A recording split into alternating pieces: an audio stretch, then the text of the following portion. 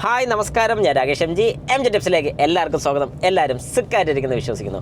ഇന്ന് ഞാൻ പറയാൻ വന്നിരിക്കുന്ന ഒരു കാര്യം എന്ന് പറഞ്ഞാൽ പലരും എന്നെ വിളിച്ച് ചോദിക്കുന്ന ഒരു കാര്യമാണ്, രാകേഷേ എൻ്റെ വാഹനത്തിന് സ്റ്റിയറിംഗ് ബോക്സിന് ഭയങ്കര സൗണ്ടാണ്. ഷോറൂമിൽ കൊണ്ട് കാണിച്ച സമയത്ത്, അതായത് ഫ്രണ്ട് സൗണ്ടായിട്ട് ഷോറൂമിൽ കൊണ്ട് കാണിച്ച് കഴിയുമ്പോഴത്തേക്കും സ്റ്റിയറിംഗ് ബോക്സ് പോയതാണ്, സ്റ്റിയറിംഗ് ബോക്സ് മാറണം എന്ന് പറയാറുണ്ട്.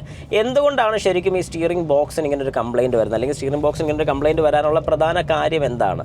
ശരിക്കും പറഞ്ഞാൽ നമ്മുടെ ഡ്രൈവിംഗ് രീതി തന്നെയാണ് ഇതിനകത്ത് ഏറ്റവും വലിയൊരു പ്രശ്നം ഉണ്ടാക്കുന്നത്. അതായത് നമ്മുടെ വാഹനം ഓടിക്കുന്ന സമയത്ത് ഗട്ടർ റോഡ്സിലൊക്കെ, അതായത് മോശമായിട്ടുള്ള വഴി കൂടെയൊക്കെ ഓടിക്കുമ്പോൾ പലപ്പോഴും നമ്മൾ ചെയ്യുന്നൊരു കാര്യമുണ്ട്, ഷോക്ക് അബ്സോർവർ എല്ലാം ഷോക്കും എടുത്തോളുമല്ലോ, എന്നാൽ കുറച്ച് സ്പീഡിൽ അങ്ങ് പോകാം.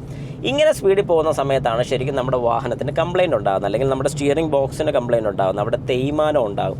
എങ്ങനെ തേയ്മാനം വരുമെന്ന് ചോദിച്ചു കഴിഞ്ഞാൽ, നമ്മുടെ വാഹനത്തിൻ്റെ ഷോക്ക് അപ്പ് ആൻഡ് ഡൗൺസ് കൊണ്ട് നമ്മുടെ സ്റ്റിയറിംഗ് ബോക്സിന് ചെറിയൊരു വൈബ്രേഷൻ വന്നു തുടങ്ങും. ഈ വൈബ്രേഷൻ കാലക്രമേണ പതുക്കെ ചെറിയ രീതിക്ക് അവിടെ വെയർ ആൻഡ് ടയർ ഉണ്ടാക്കും, തേയ്മാനം ഉണ്ടാകുകയാണ് ചെയ്യുന്നത്.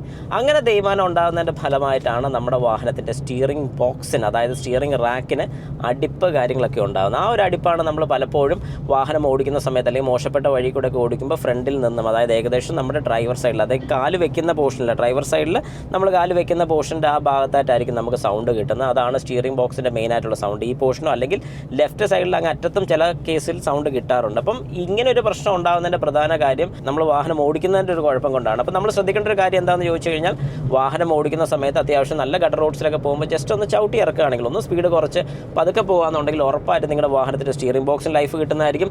അതുപോലെ തന്നെ സസ്പെൻഷനും കംപ്ലയിൻറ്റ് കൂടാറുണ്ട്. അതായത് നമ്മൾ വളരെ സ്മൂത്തായിട്ട് ഓടിക്കുന്ന വാഹനങ്ങളാണ്, ഗട്ടറൊക്കെ വരുന്ന സമയത്ത് പതുക്കെ ബ്രേക്ക് ചവിട്ടിയാണ് അതിലേക്ക് കയറി പോകുന്നതെങ്കിൽ ഉറപ്പായിട്ടും നിങ്ങൾക്ക് സസ്പെൻഷൻ ആണെങ്കിലും സ്റ്റിയറിംഗ് ബോക്സിനൊക്കെ ആണെങ്കിലും ലൈഫ് കൂടുതൽ കിട്ടുന്നതായിരിക്കും. പക്ഷേ ഈ പറയുന്ന പോലെ നമ്മളിത് ശ്രദ്ധിക്കാതെ വെറുതെ അടിച്ചു വിട്ട് പോവുകയാണെന്നുണ്ടെങ്കിൽ ഉറപ്പായിട്ടും നിങ്ങളുടെ വാഹനത്തിൻ്റെ സ്റ്റിയറിംഗ് ബോക്സിനും സസ്പെൻഷനൊക്കെ ലൈഫ് കുറയുന്നതായിരിക്കും.